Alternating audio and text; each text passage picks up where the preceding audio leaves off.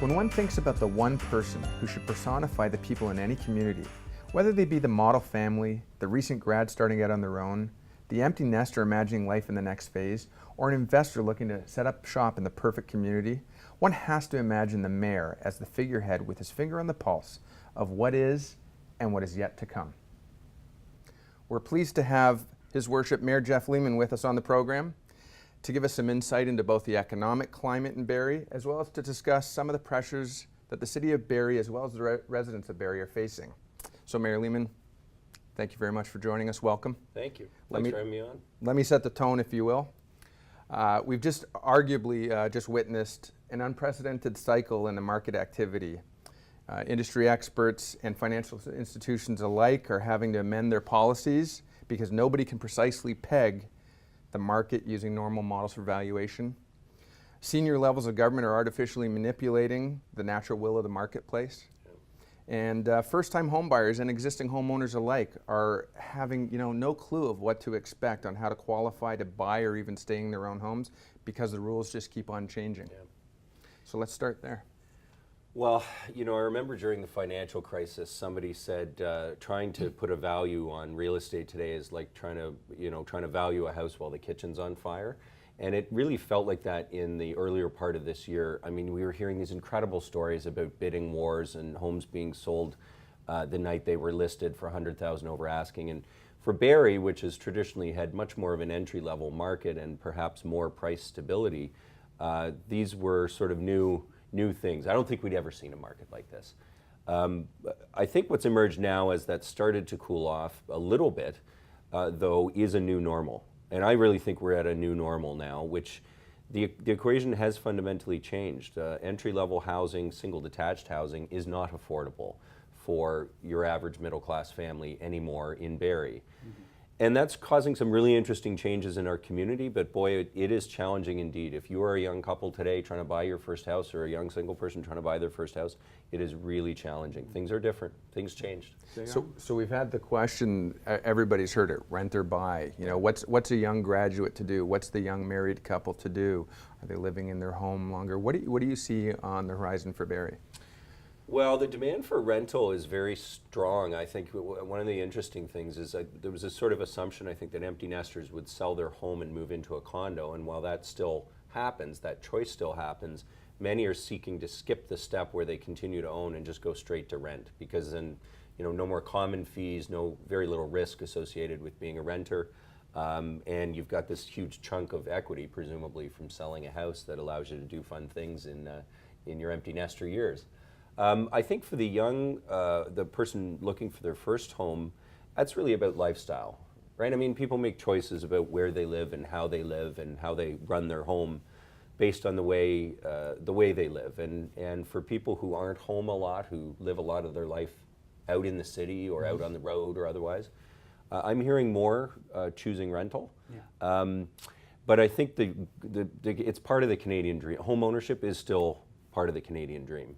And I think we've been, as a society and as an industry, selling home ownership so fervently for so many years that I think that's still at the core. So I think there's rental sort of kind of creeping in at the edges demographically where it wasn't before. And then, of course, there's an entire group of people who do not have that choice, yes, who simply can't access home ownership because of their income level. And let us not forget, as we discuss housing, that for an increasing chunk of the population, that affordable rental is their only chance. It's their only chance. Mm-hmm. Well, the alternative is stay in the nest with the parents and that. And as the bar gets raised higher and higher, more and more are doing that. More and more are coming into the rental versus the purchasing market. What do you see as the role that government plays in assuring that there is a stock of housing, rental housing for people out there? Sure. So you got to start from your first principles here. And I guess I've always taken the view that government's job in a market-based society is to correct market failures, because markets do have failures. There's inaccurate price information. This is one of the reasons the real estate industry exists, and real estate agents are so important in that transaction, because the level of information between a first-time buyer and the homeowners or the home builders is dramatically different. So the government's job is to make sure that the market is working right. In Barrie, our market wasn't working right, and I would argue it still isn't working right because we're not building enough supply of rental housing to meet that demand actually at across the income spectrum, but we of course particularly focus at the lower end of the income spectrum because of the obvious impacts on society and vulnerable populations if the market isn't creating it. That's right. So the government's role to me is to make sure that a broad supply of housing is created at a broad supply or a broad range of prices. Well, what do you say to the argument, though, that now with rent control covering sort of the entire umbrella, perhaps the development community is going to back out of that marketplace? Yeah, I worry about that, actually. And one of the risks whenever government does intervene in markets, they talk about levers to pull and policies that can shape market demand. It's a negative, a very strong negative incentive for the home building community or the development community to build rental, and that really does worry me. I mean, I think you can win the battle and lose the war, if you will, sure. Right? So I think the trick to me and what we've tried to do, I think at the city, with our policy and our strategy is to focus on encouraging the construction of rental housing as the solution rather than taking actions, not that we have as many levers that we can pull as senior government, but trying to encourage the construction of more rental housing. And if you look at the 14 strategies in our affordable housing strategy, the vast majority of them are about in some way making it easier or more economic to construct rental housing at a lower price point. Well, what we see happening as prices do increase as well is the incentive for developers, investors to get into the rental market starts to return. That doesn't help with the affordability aspect of it, but it does create an incentive for rental housing to come on, rental housing to come onto the market. And it may work because, I mean, it's, the more supply comes into the market, the more prices can naturally moderate, right? I mean, I think what happened in Barrie, very, very little rental housing, almost zero purpose-built rental housing got built in this city for 40 years. Not one generation, two generations. It was our grandparents' generation that built those rental towers in the east end of Barrie on Bayfield Street at Ann and Dunlop. Those buildings are vintage sort of 60s, early 70s. And then we went through this huge period of time where that segment of the market just wasn't being supported or wasn't being built in our city anyway. Well, if I'm hearing frustration from clients who come in or from people in the community, it's this whole moniker for affordable housing. Well, what does it really mean? Affordable housing a few years ago might have been in the sort of mid to high 200s. Today, what's affordable housing? High 300s? Well, if you're on social services, you're lucky if a one-bedroom apartment is in any way affordable. At $1,100, $1,200, it isn't. It isn't. I mean, affordable means whatever you can feasibly spend on housing and then still meet all of your basic needs. I know we have quite a different definition around average rent and where the price point is versus the average market price or rent. But to me, the fundamental equation, and this is about, this gets to everybody's fundamental equation. What's your income? How much of that can you afford to spend on housing? What does that leave you for all the other basic necessities in life, let alone, supporting what you want to do in life or others that you want to support in life and so forth. So when you back that out. When we come back from the break, let's pick up on that a little bit more. I think that's a great place to pause for a second, and we'll get into the whole idea of maybe people's habits, having to relook at what their habits are if they want to get into home ownership or lifestyle and budgeting, et cetera. Yeah. Great. All right, perfect. We'll be right back. Okay, now we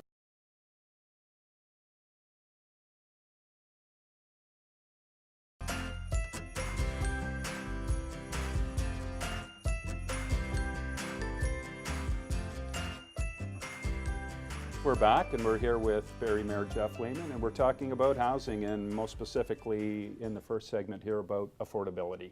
At one end of that spectrum is new buyers, young people coming into the market, but then there's a back end of that as well. There's seniors. Now, many seniors, if they've been living in their own home, that they've seen the equity increased dramatically in the last few years. They're in a better position than some who may not have that buffer, who are now going to be needing to step into a more of an assisted living type of environment. The availability for that is limited as well. What's your assessment on our housing stock and housing scenario for seniors within Simcoe County? Yeah, so we, as the city, we have our age-friendly community plan, and that plan started with a survey, which we got a tremendous response to. We had about 1,000 seniors tell us all the issues they saw with living in Barrie in terms of services and what the community did and didn't have to offer. Not surprisingly, housing was the top issue. Transportation a close second, but on housing, the concern was affordability as well, but it was availability more than anything. And we were talking about this a little bit before the break, that there just wasn't a lot built over so many years in terms of purpose-built rental housing that now can be that next step in your housing chain. If you're selling your home and you want to move into a location that requires a lot less maintenance, has a bit of community to it, very, very few options in the city of Barrie. So I think one of the directions out of that as well was to say, you know, there are new forms of housing that we don't have yet in our community that hopefully can start to help with this. And we actually have seen some beautiful new seniors communities constructed in Barrie, at Little Lake, and elsewhere. They are at the top end of the market, the high end of the cost. So, you know, again, there's this sort of range that you need. And the other aspect of it, the availability piece, is that, you know, there are lots of different levels of what might be called seniors housing. Everything from life lease independent living in a community that is seniors oriented, but is really just an apartment in a community of people of similar age with programming or support available in the community. Right, of course, through to long-term care, and that's where the service demand is also very high, but also is much more expensive, and that's where the government role really comes in. So I got a question based on that. Do you think that the services that we're seeing offered by the province, et cetera, are more soft services, such that they're thinking, well, with the change in population, the baby boom coming in, we're not going to necessarily need all of that housing, this purpose-built housing, a decade or two from now? And is that why you're seeing a shift more towards second suites and age in place? It's a great question. There's this fear of overbuilding, right, that I've heard. I don't think that should stop us from expanding the supply, because we're gonna need it. We're so far behind, especially locally in some ways.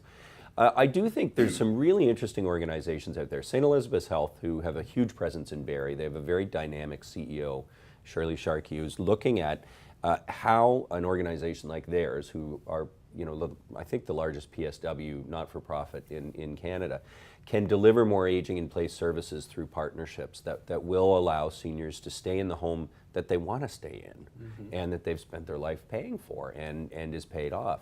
I mean, at every, you know, there comes a point, there always comes a point, but until that point, and to give people the opportunity to live well at home much later in life, we as a society may need to develop new service models, and frankly that industry, if you will, the sort of personal support and home services aspect of healthcare is going to have to grow. I mean, you often hear that's going to be one of the largest areas of job growth over the next 10 or 15 years. And there's another necessity out of that as well, is it provides for the transition timeline that's necessary. Because most people, if they're not getting outside assistance, their families, it's going to be mom or dad or both, need to be in tomorrow. Right. And then they go out and do the research and realize we're 2 years away from even being to the top of near the top of the list somewhere. Yeah. So with that in-home service and care, it makes for a nice transition, because those people typically are preparing you for that next step as well.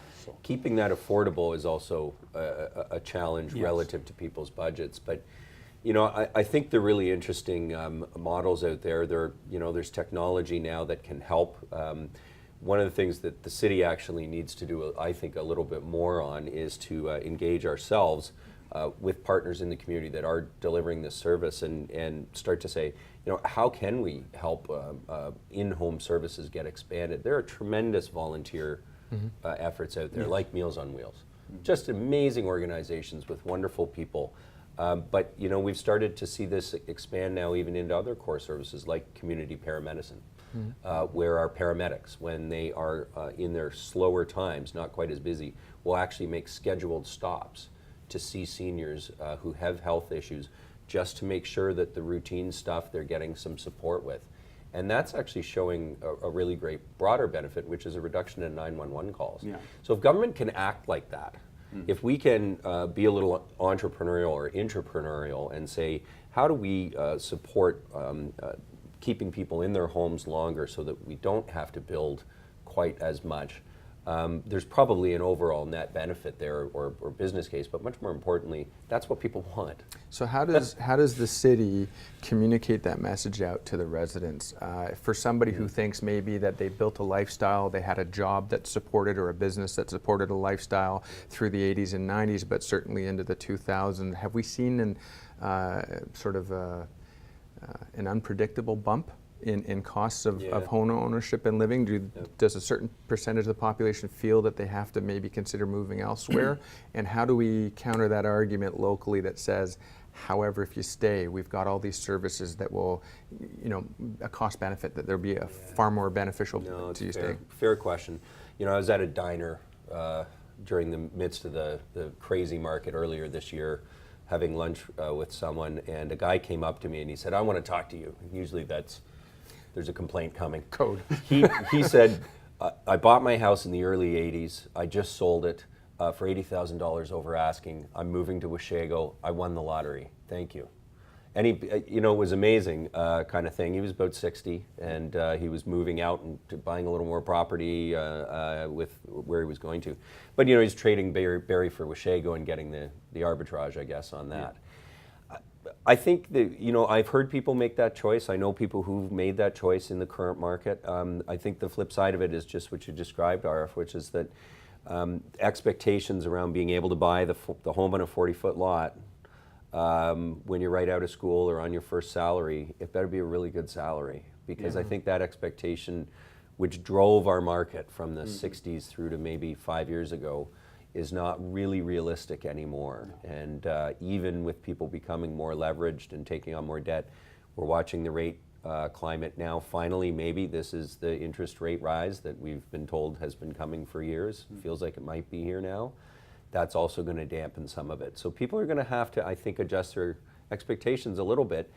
The good news, closing point on that, we've seen the Barrie home building market shift dramatically in terms of built product.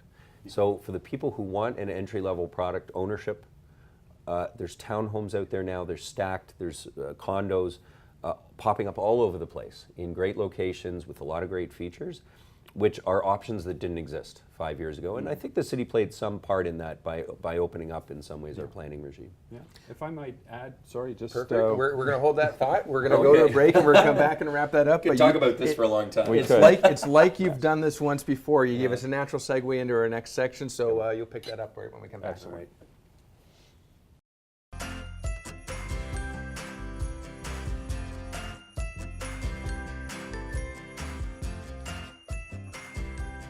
We're back and we're talking with Barrie Mayor Jeff Lehman about real estate and the dynamics of our market here in Barrie and how they're changing.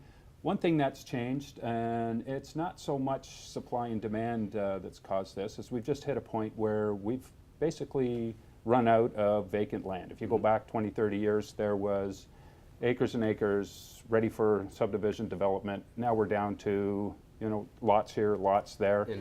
Infill, we've got higher density being demanded as part of that.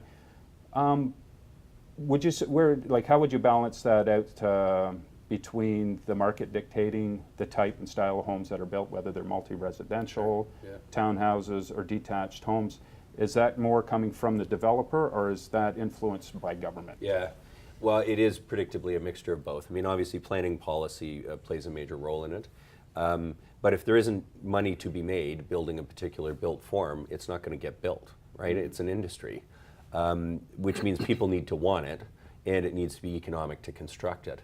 I think both of those things weren't true about medium density and to some extent higher density, with the exception of sort of waterfront condos, until very recently in Barrie. But what that housing price increase and the shortage of land has created our market conditions, also the use of stick build for 4 and 6 story buildings, that made it more economic. Those factors combined have made medium density really economic. And people have responded. I mean, you saw people line up for 2 days before the opening of sales offices for some of these medium density projects in Barrie. Are we behind? Are we behind Europe and Asia? If you Oh, look yeah. at, you know, Yeah, and but is our the term behind expectations are right? different. Our expectations are different. I know you want to talk about that. I mean, I think we want different things, and we expect different things in North America. Yeah. Now, with the annexation lands being developed, and now suddenly we have land available to build residential, are we going to take a step back to 70s or 80s thinking on that, or are we going to maintain this higher density proponent for housing in that area? It's definitely a much broader mix. People worry about high density. To them, it implies height, first of all, and concrete construction, and in many cases, in urban cores, that is what it means. Higher densities can be accomplished in quite a sort of mid-rise built form, and you're going to see a lot more of that with the new neighborhoods, the new communities that Barrie is going to build. But I really focus on what's called now the missing middle. A lot of commentators, and Paul Smith from Cancia calls it the missing middle. He sort of coined this term. We're not building those townhouses and mid-rises in a lot of the GTA communities, and that is a great entry-level point, and it's a great product for empty nesters. So expectations, that word, I mean, 20 years ago, I didn't have a cell phone bill. Right. Or maybe I was just starting to get one. I didn't have to have high-speed internet. A Now lot it's of $300 a month. exactly. Yeah. And is it fair to say? I mean, people are getting nickeled and dimed to death. I don't know if wages have kept up with our expenses. So where are these expectations? What advice do you have for someone thinking, whether they're graduating from Georgian College or entering into the home market? What's your expectation or advice? Well, I mean, I do think at the entry point, you're going to have to moderate your expectations if your expectation is a 40-foot lot. But I'm not sure that is the expectation of this next generation. I mean, we're hearing about declining rates of car ownership among millennials. I think that's fascinating. You look at a survey that says, would you give up your car or give up your phone? And it's like 95%, I'd give up my car before I would give up my phone. But I think, you know, that doesn't necessarily mean everybody's going to live in a condo on Bremner Boulevard. Again, I really see this medium density as a really key piece. Because it's not just, you know, the millennials trying to buy their first piece. If you're an empty nester, you still want ground-related housing. Or if you're a single professional, you may still want ground-related housing, and you're not interested in living on the 30th floor. So I think that that product is something that appeals to a lot more people. And maybe our expectations at the beginning and the end of our home ownership cycle need to be tailored a little more to that in cities like Barrie. So we've got 1 minute for you, Yes. and I want to give it to you. Okay. In 10 years from now, when people are sitting around a coffee shop and Jeff Lehman's name comes up, what are you hoping they're going to say? Well, it probably won't come up that much, but I think, thank you for the question. I guess I want them to say that he changed things, and that it was a good time for Barrie while he was leading things. I don't know if it's 10 years from now. Maybe I'll still be there, and they'll still be saying that he's doing a good job. But we'll see. I think, looking back though, most of all, I would like to have people say that things changed for the better, and perhaps he was part of making that change happen. I think that's all the time we have for now. I want to thank you once again, Mayor Jeff Lehman, for coming out and sharing your wisdom on all of these matters, and we hope to speak with you again down the road. Cheers. And for anybody at home who may have questions they'd like to contribute that we may discuss on a future episode, there's an email at the bottom of the screen. Send us an email, send us your questions or comments. We'd love to hear from you, and we'll see you next time.